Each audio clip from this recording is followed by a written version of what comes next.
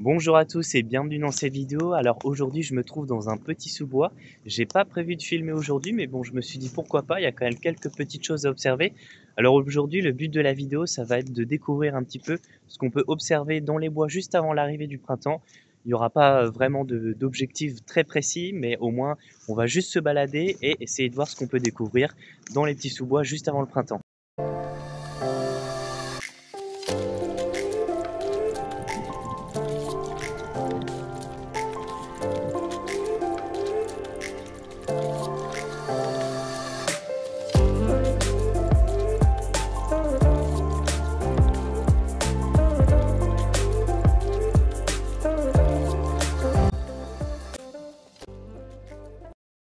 Bon alors il pleut, il y a du vent, c'est vraiment pas top du tout pour filmer.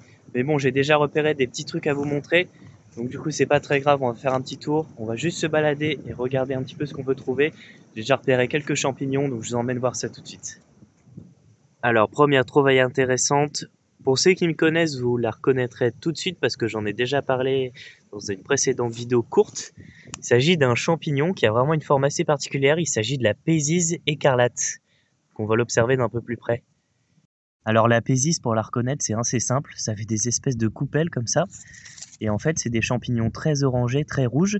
Mais à l'intérieur même du champignon, il y a un rouge vif qui est vraiment très prononcé comparé au reste du champignon. Donc c'est comme ça que vous ne pourrez pas vous tromper.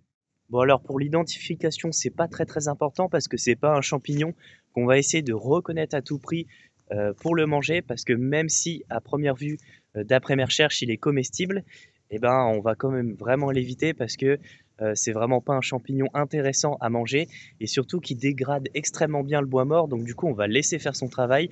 C'est un champignon qui pousse sur le bois mort en très grande décomposition. Donc c'est très avancé et ça permet de dégrader très efficacement le bois mort qu'il y a dans la forêt par exemple. Donc là, j'ai trouvé un autre spécimen et on va observer tout de suite comment il se développe. C'est un champignon qui pousse directement sur les branches. Et regardez, si on prend la petite branche, hop, on va voir un petit peu comment il pousse, comment ça s'organise. Il y a vraiment une tige assez épaisse qui sort de la branche. C'est vraiment rigolo, je trouve. Et puis après, il y a la coupelle et le rouge très orangé. Je viens de vous dire juste à l'intérieur du champignon. Donc voilà, je vais le remettre à sa place. Hop, et c'est reparti. Bon alors comme souvent dans les petits bosquets un peu fréquentés, il y a pas mal de petits déchets, donc comme là des cartouches de chasse, morceaux de plastique, etc. Donc je vais essayer de ramasser un maximum de choses que je peux voir. Donc là-bas il y a carrément un bidon. Il y a des petites choses que je vais pouvoir emmener avec moi et à la fin je vous ferai une petite photo de tout ce que j'aurais pu ramasser. Voilà, je viens de constater quand même que c'est un petit sous-bois avec pas mal de bois mort à disposition au sol. Donc ça c'est vraiment pas mal pour du coup tous les liens qu'il peut y avoir au sein de l'écosystème. C'est vraiment important pour les larves d'insectes, la matière organique en décomposition, etc. Et là tout de suite un autre champignon un petit peu lobé comme celui qu'on vient de voir. Et ça il me semble que c'est des oreilles de Judas. Donc c'est un champignon aussi comestible, bien qu'un peu cartilagineux. Et ouais, il y en a plein au-dessus, on va aller observer tout ça. Donc là il y a encore un petit peu d'oreilles de Judas. Alors là, on se rend compte de où vient le nom avec la forme. Ça... Il y en a certains qui sont vraiment très similaires à des oreilles, d'autres un peu moins, mais en tout cas, on le reconnaît assez bien.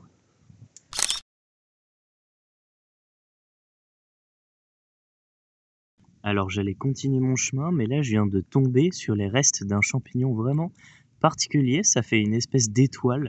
Je sais pas si vous voyez, donc là c'est juste la tête. Je crois que il est décollé tout seul. Il me semble que c'est, alors je vais peut-être dire des bêtises, il y en a peut-être qui pourront nous éclairer dans les commentaires, mais peut-être de la famille des géastres, ce genre de champignons. Je vous mettrai d'autres photos que j'ai pu observer dans des précédentes sorties.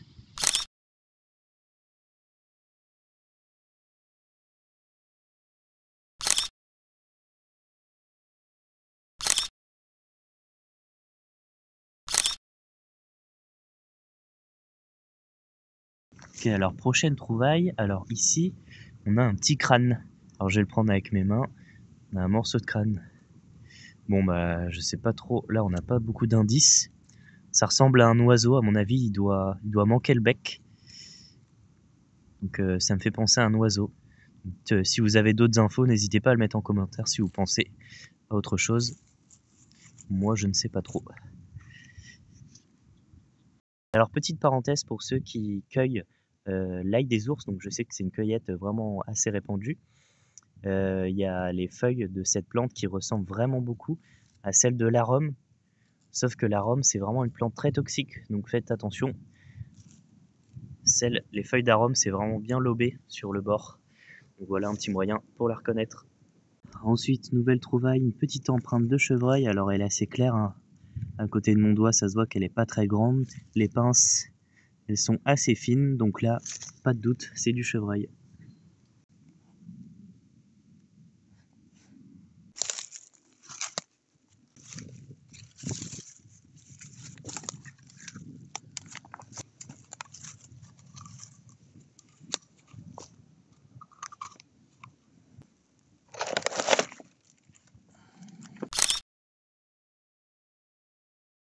Alors ici on change de registre, une petite scène de chasse, de prédation avec quelques plumes. Qu'elles sont en mauvais état, ça va être pas facile à identifier, mais ça ressemble à des rémiges de pigeons ramiers. Alors ici une nouvelle scène de chasse. Donc là on voit bien les plumes et ici pas de doute, c'est un pigeon ramier qui a été attaqué. Ici on voit bien, ça c'est les plumes, ça s'appelle des rectrices il me semble, et on a bien les trois couches de couleurs entre gris, blanc et noir. C'est comme ça qu'on les reconnaît. Bon là je voulais arrêter, je pensais qu'on avait observé assez de choses, mais je viens de faire une petite découverte assez surprenante que je m'y attendais pas du tout. Donc moi je suis assez content, c'est pas extraordinaire, mais bon, moi c'est des choses que je trouve assez rarement. Donc regardez un petit peu de quoi il s'agit. Hop, ici on a un crâne d'animal sauvage, je pense. Donc je vais poser le téléphone et on va regarder ça tout de suite. Donc bien sûr, hein, j'ai pris un gant, on va pas manipuler ça à main nue. Hop, je le sors et on va regarder. Alors je m'y connais pas beaucoup, mais là on a une espèce de petite crête qui ressort. On a clairement des dents plutôt carnivores. Donc je penserais plutôt à un renard ou alors un chien, malheureusement. Mais plutôt renard, j'espère. Et là, d'autres petits ossements.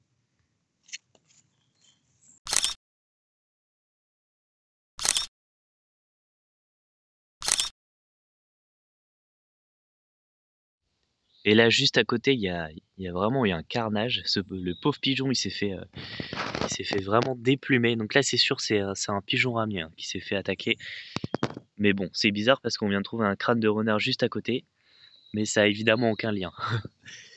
Bon, assez étonnant ce petit scénario, surtout si vous en savez un petit peu plus sur le crâne, n'hésitez pas à le mettre en commentaire. Donc moi je suis pas certain de l'identification, donc n'hésitez pas si vous avez une idée, j'essaierai de le nettoyer et de vous en faire une photo un peu plus propre. Ici il y avait le crâne avec encore quelques ossements, et juste à côté il y a le carnage du pauvre pigeon qui s'est fait vraiment déplumer.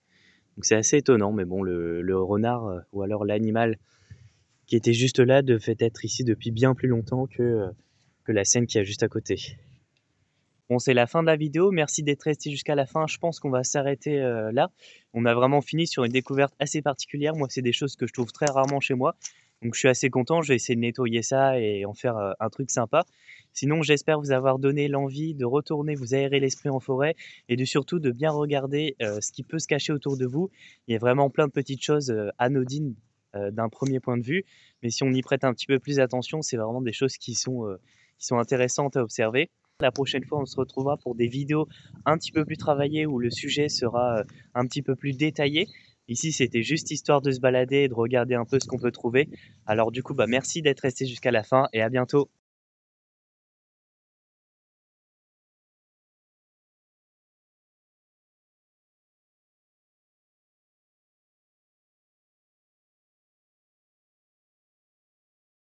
Bon alors, j'étais sur le chemin du retour, on était en train de se quitter. Et pourtant, encore une découverte un petit peu macabre pour le coup. Il s'agit encore d'un crâne. Et celui-là, il est beaucoup plus gros, vous l'aurez reconnu tout de suite, c'est un crâne de sanglier. Donc je sais pas si je vais les récupérer celui-là. Il est vraiment gros. Et c'est sympa, c'est la première fois que j'en trouve aussi. Eh ben,